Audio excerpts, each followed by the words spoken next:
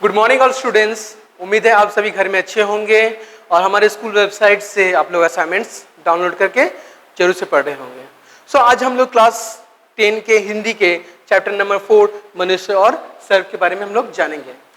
ये class start करने से पहले मैं आप लोगों को यही बोलूँगा कि आप लोग यूट्यूब में जाइए, DICB public school tutorial classes को सब्सक्राइब कीजिए और साथ में बेल आइकन पे ऑल का बटन जरूर दबाएं।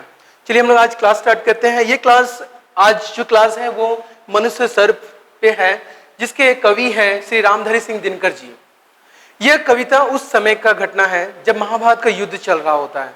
उस समय महाभारत के युद्ध के समय में एक वक्त ऐसा आता है जब अश्वसेन नामक नाग कर्ण के पास जाते हैं और कहते हैं कि हे कर्ण, तुम मुझे अपने वाणों में धारण कर लो और मुझे अर्जुन तक छोड़ दो। मैं अर्जुन को जाकर डस लूंगा और अर्जुन जो है वो मृत्यु को प्राप्त हो जाएगा। इस तरह से हम दोनों जो है वो अपने शत्रु पर, जो हमारा परम शत्रु है, उस पर हम लोग विजय प्राप्त कर सकेंगे।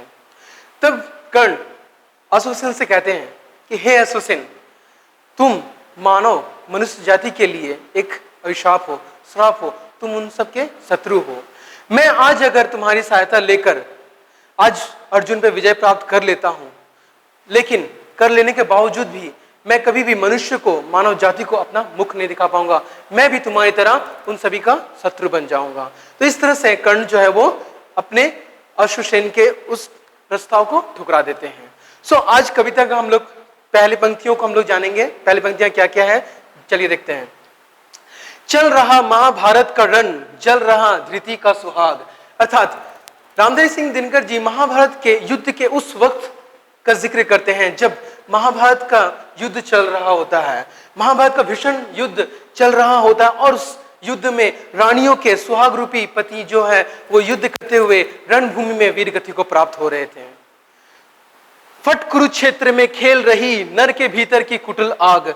फट कुरुक्षेत्र में खेल रही अर्थात उस महाभारत के युद्ध में मृत्यु जो है वो अखंड तांडव कर रही थी। नर के भीतर की कुटिल आग अर्थात जो मनुष्य थे एक दूसरे से लड़ रहे थे, सबके अंदर एक कुटिलता भरी हुई थी। उनके अंदर ऐसी कुटिलता भरी हुई थी कि उन कुटिलताओं से वे एक दूसरे पे विजय प्राप्त करने के लिए एक दूसरे को मार काट रहे थे। वाजियों गजों की लोथों में गिर रहे मनुष्य के छिन्न अंग। अर्थात ये महाभारत का युद्ध में सब एक दूसरे पे विजय प्राप्त करने के लिए एक दूसरे को मार रहे थे और इस बीच में हाथी घोड़ों की लाशों के ऊपर मनुष्य के अंग छिन्न भिन्न होकर गिर रहे थे, लोथों के ऊपर छिन्न भिन्न होकर गिरते जा रहे थे। बह रहा चतुष्पद और द्विपद का रुधिर मिश्र हो एक संग।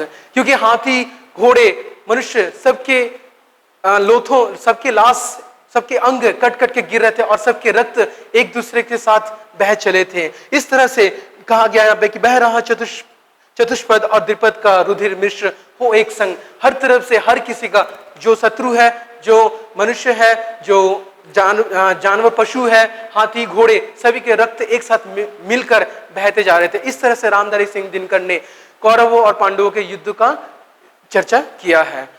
Thank you. उम्मीद है आप सभी अच्छे होंगे और मैं आप सभी से यही विनती करता हूं कि सभी घर में रहें और स्वस्थ रहें। Thank you.